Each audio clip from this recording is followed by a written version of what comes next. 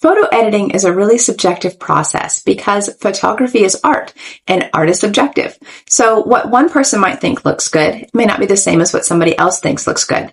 So if you're new to photography and you haven't quite figured out your editing style, you may be wondering how to go about the process to edit each photo to make them look the way that you want them to. So I'm going to walk you through my editing workflow to show you how I like to edit my photos, and hopefully some of it will be relevant and useful to you. Let's get started. So with my photo open in Lightroom, I'm using Lightroom Classic. I'm looking at this image and already I can see that it's just too warm for my liking. Perhaps my white balance was set to a specific thing that day and it just turned out warmer than I wanted. So the first thing I'm going to do on this image is to just take the temperature down. Here under the white balance section, the temperature slider is the first one. If I scoot it over towards the blue side on the left, it's going to bring my colors to where they're a little more realistic. I didn't want so much orange and yellow in her skin. So if I slide that to the left, it's going to kind of correct that for me. And the next thing I kind of notice about this image is it's a little bit dark in the background and it's a little bit washed out in the front, like on her dress and in some of her skin. Now, I don't mind the contrast between the front and the back. It actually adds a nice dimension for me, makes her pop a little bit more than just being all washed out with the whole image.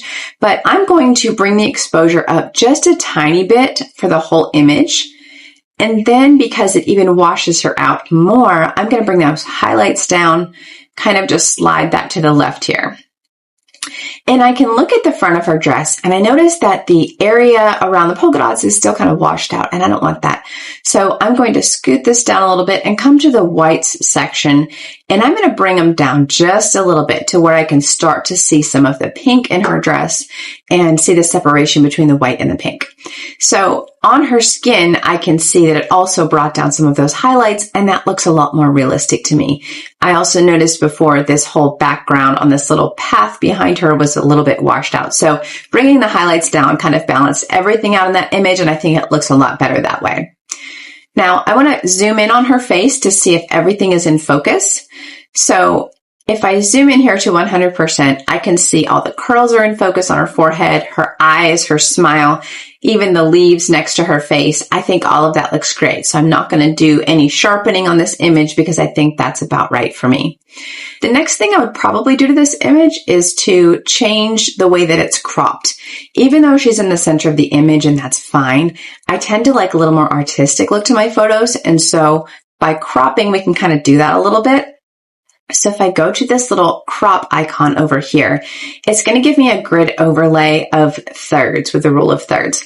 So I'm going to drag this over to the left side until her face ends up in this little intersection of points.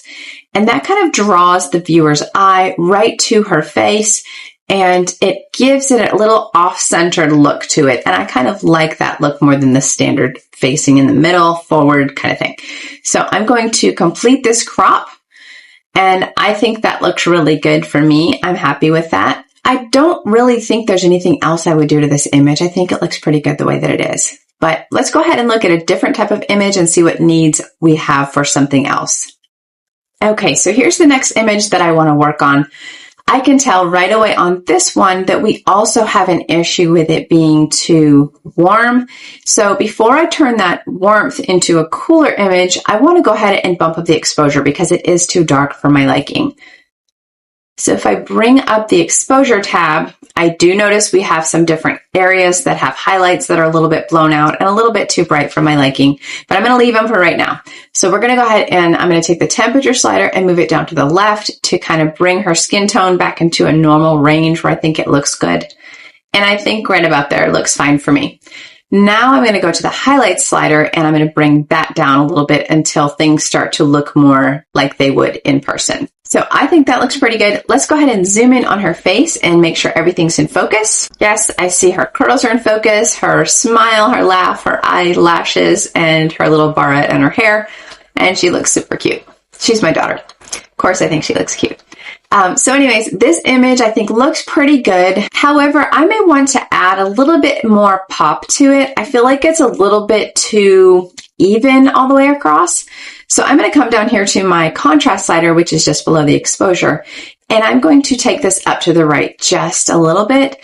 And it's going to basically make my darks darker and my lights lighter. So it's going to kind of give that separation or the contrast to the image and make it look a little bit more interesting. Now, since I've used a very shallow depth of field, I've separated her from the background, which is already really good, but I just wanted to create a little bit more depth with that lightness and darkness combination. So that's what I've done with the contrast slider. And now that I see my contrast is up, it does actually bring my highlights back up again. So I'm going to take and scoot those back down just a little bit. And I'm looking at this again, thinking it still looks a little bit too warm for my taste. So I'm going to take this temperature down a little bit further. And I think that looks about right to where I want it. Now, if I look at this image and I think about cropping it in the way that I want to try the creative rule of thirds thing that I did on the last photo. So let's go ahead and hit the crop tool again, bring up our little grid. And if I scoot this over to the right and drag it inward, if I put her face right along that line again, it's going to bring her elbow too close to the edge for me, and I don't like that. So I'm just going to bring it back a little bit. Now, I don't think that looks bad putting her right there. For the most part, the center of this area of her head is along the center of that line, and I think that looks good. So I'm going to commit to that crop. I think that's pretty much all I would do to this image. So editing doesn't have to be super complicated. My photos, I'm just looking for exposure, color temperature, and cropping.